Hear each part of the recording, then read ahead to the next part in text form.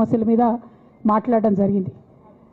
మరి ఇవన్నీ పార్టీ వ్యతిరేక కార్యకలాపాలు అన్నది నాకు అర్థం కాలేదు. ఎట్లా వ్యతిరేక కార్యకలాపాలు అవుతాయన్నది కూడా ఒక్కసారి పార్టీ పెద్దలు పునరాలోచించుకోవాలని చెప్పి నేను రిక్వెస్ట్ చేస్తూ ఉన్నాను. అదేవిధంగా మరి బీసీల కోసం నేను పోరాటం చేస్తుంటే అట్లెట్లా మాట్లాడుతుంది, ఇట్లెట్లా మాట్లాడుతుంది, పార్టీకి వ్యతిరేకంగా మాట్లాడుతుంది. అరే నేను కాంగ్రెస్ పెద్దల మీద ఒత్తిడి తీసుకొస్తుంటే బీసీలకు 42% అమలు చేయాలంటే ఏది పడితే అది చిల్వల్ పల్వల్గా నా మీద రాపించడం, ప్రచారం చేయడం, చాలా దారుణమైనటువంటి పనులు పార్టీలో ఉన్నటువంటి కొందరు పని కట్టుకొని కత్తి కట్టుకొని నా మీద చేయడం జరిగింది. అట్లానే నేను ఒక మాట ఏమన్నా, సామాజిక తెలంగాణ సాధన కోసం నేను కట్టుబడి ఉన్నా అన్న. మళ్ళీ తప్పేముంది? అసలు నాకు జన్మనిచ్చినటువంటి నా తండ్రి, ఈ ప్రాణాన్ని భిక్షగా ఇచ్చినటువంటి నా తండ్రి, ఆయన చిటికెన వేలు పట్టుకొని నేను ఓనమాలు నేర్చుకున్న ఉద్యమాలు ఎట్లా చేయాలని, ఆయన చిటికెల వేలు పట్టుకొని ప్రజలంటే ఏంది, ప్రజా సమస్యలు అంటే ఏంది, ఎందుకోసం దాని మీద గలమెత్తాలని చెప్పి నేను నేర్చుకున్నా. ఆ నాయకుడి స్ఫూర్తిగానే నేను సామాజిక తెలంగాణ మాట్లాడినా. భారతదేశం మొత్తంలో ఇన్ని రాష్ట్రాల్లో ముఖ్యమంత్రులు అయితే 75 ఏళ్ళ స్వతంత్ర భారతదేశం, 79 ఏళ్ళు స్వతంత్ర భారతదేశంలో దళితులకి 3 ఎకరాల భూమి ఇస్తా అని చెప్పినటువంటి ఏకైక గొప్ప నాయకుడు కేసీఆర్ గారు. ఆయన దగ్గర నుంచే కదా నేను సామాజిక తెలంగాణ ఎజెండా నేర్చుకున్నది. బీసీలకు ఎవరు వృత్తి పనిదారులు ఉంటే వాళ్ళకి చేయూతనిస్తా అని చెప్పినటువంటి ఏకైక ముఖ్యమంత్రి కేసీఆర్ గారు. చెప్పినట్టుగా డబ్బులు ఇచ్చిండు కూడా, ప్రతి కులాన్ని కాపాడుకునే ప్రయత్నం చేసిండు. అది కాదా సామాజిక తెలంగాణ? నేను మే 1 నాడు లేబర్ డే రోజు మాట్లాడితే దాన్ని చిల్వల్ పలువలు చేసి సామాజిక తెలంగాణ పేరుతోని కవిత పార్టీ పెడుతుందని చెప్పి నేను నిన్న చెప్పిన 2 పేర్లు పని కట్టుకొని నా మీద దుష్ప్రచారం చేసిండ్రు. నేనేమైనా తప్పు మాట్లాడినా? బీఆర్ఎస్ పార్టీ వ్యతిరేకమా సామాజిక తెలంగాణ నినాదానికి? బీఆర్ఎస్ పార్టీకి సామాజిక తెలంగాణ అవసరం లేదా?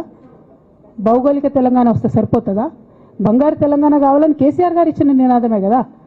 బంగారు తెలంగాణ అంటే ఏంది? హరీష్ రావు ఇంట్లో బంగారం ఉంటే, సంతోష్ రావు ఇంట్లో బంగారం ఉంటే బంగారు తెలంగాణ అవుతుందా? కాదు కదా. ప్రతి ఒక్క సమాజం బాగుంటేనే బంగారు తెలంగాణ అవుతుంది. నేను అదే కదా మాట్లాడినా.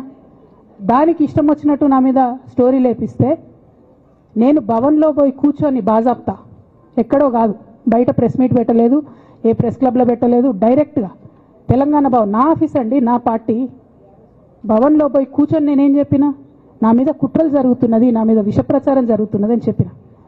నేను రామన్నను బుజ్జగించి గడ్డం పట్టుకొని అడుగుతా ఉన్నా, అన్న నీ చెల్లెని, ఒక మహిళా ఎమ్మెల్సీని మన పార్టీ ఆఫీస్లో కూర్చొని నా మీద కుట్రలు జరుగుతున్నాయని నేనంటే మీరు వర్కింగ్ ప్రెసిడెంట్గా ఉన్నారన్నా, ఫోన్ చేయరా అన్న నాకు? ఏమైంది బేటా, ఎందుకు బాధపడుతున్నావు అని ఫోన్ చేయరా? ఇది ఎప్పుడు జరిగిన ఇన్సిడెంటు?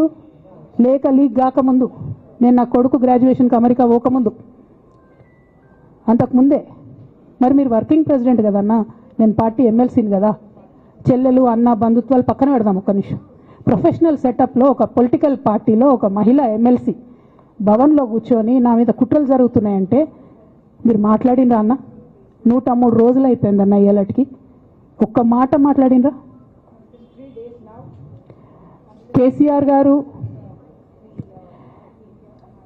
దగ్గర నుంచి కమ్యూనికేషన్ రావాలని నేను ఎక్స్పెక్ట్ చేయలే. వారు పెద్దవారు, వారికి అనేకమైన పనులు ఉంటాయి. మొత్తం పార్టీని ఇప్పుడు పునర్నిర్మించుకోవాల్సిన అవసరం ఉంది. తెలంగాణకు జరుగుతున్నటువంటి అన్యాయాన్ని వారు ఎప్పటికప్పుడు దిశానిర్దేశం చేయాల్సిన అవసరం ఉంది. కానీ వర్కింగ్ ప్రెసిడెంట్ గారి దగ్గర నుంచి ఫోన్ రాకపోవడం మాత్రం ఒక మాట అనిపించింది నాకు. నేను కేసీఆర్ గారి బిడ్డను, నేను కూర్చొని ప్రెస్ మీట్ పెడితేనే రెస్పాన్స్ రాలేదంటే మరి ఇంకో మామూలు మహిళా కార్యకర్తకు బీఆర్ఎస్ పార్టీలో మన అన్యాయం జరిగితే రెస్పాన్స్ వస్తుందా? నాకైతే అనిపించలేదు. వస్తుందేమో నాకు తెలియదు. కానీ నేను ఒక మాటకు నాకు సంతోషం అనిపించింది. నాకు నోటీస్ రాగానే అక్కడ మహిళా ఎమ్మెల్సీలు కూర్చొని, మహిళలందరినీ కూర్చొని, ఫస్ట్ టైం అనుకుంటా భవన్లో 5 మహిళలు కూర్చొని ఇండిపెండెంట్గా ప్రెస్ మీట్ మాట్లాడింది. చాలా సంతోషం. ఇటువంటి అంతర్గత ప్రజాస్వామ్యం రావాలనే నేను కోరుకున్నా. మహిళలకు, ఎస్సీలకు, ఎస్టీలకు, బహుజనులకు కోటరీల అడ్డంకులు లేకుండా యాక్సెస్ రావాలి. అది మైక్కి యాక్సెస్ రావాలి, బాస్కి యాక్సెస్ రావాలనే నేను అనుకున్నా. అది జరిగింది, చాలా సంతోషం. దాన్ని సస్పెండ్ చేసినాక అయినా పర్లేదు, కానీ జరిగింది. నిన్న మహిళలందరూ కూర్చొని మాట్లాడి నేనేమంటున్నా అంటే, కేసీఆర్ గారు, కేటీఆర్ గారు, నేను, మా కుటుంబం, మాది రక్త సంబంధం. పదవులు పోతేనో పార్టీలకు వెళ్ళి సస్పెండ్ చేస్తేనో పోయేటటువంటి బంధం కాదు.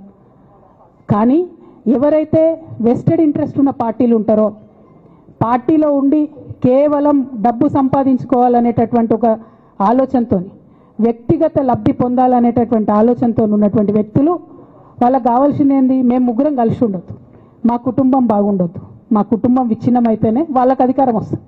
దాంట్లో భాగంగా ఇవాళ మొదటి స్టెప్పు నన్ను బయటేసిరు పార్టీలకు వెళ్ళి. అది ఇక్కడితో ఆగదు. నేను గౌరవనీయులు పెద్దలు దైవ సమానులు కేసీఆర్ గారిని విజ్ఞప్తి చేస్తా ఉన్నా, మీకు ఒక సూచన చేస్తా ఉన్నా. దయచేసి మీ చుట్టూ ఏం జరుగుతున్నదో ఒకసారి చూసుకోండి నాన్న. నన్ను ఇవాళ బయటకు పంపొచ్చు, నేను మీలాగా స్ట్రేట్ ఫార్వర్డ్ ఉంటా, నిజాలు మాట్లాడతా. నేను ఉద్యమం నేపథ్యం నుండి వచ్చిన కాబట్టి నాగ్గా ఉన్నది లేనట్టుగా లేనిది ఉన్నట్టుగా మోసం చేయాలని చెప్పో ఇంకోటి చేయాలని చెప్పో మాట్లాడను. స్ట్రేట్ ఫార్వర్డ్గా ఇష్యూస్ మాట్లాడతా కాబట్టి నన్ను ఇలా బలి చేసి పర్వాలే. కానీ రేపటి నాడు ఇదే ప్రమాదం రామన్నకు కూడా పొంచుంది, రేపటి నాడు ఇదే ప్రమాదం మీకు కూడా పొంచుంది. అల్టిమేట్గా బీఆర్ఎస్ పార్టీని హస్తగతం చేసుకోవడానికి జరుగుతున్నటువంటి కుట్రలో భాగంగానే ఇవాళ నన్ను ఎలిమినేట్ చేయడం జరిగింది.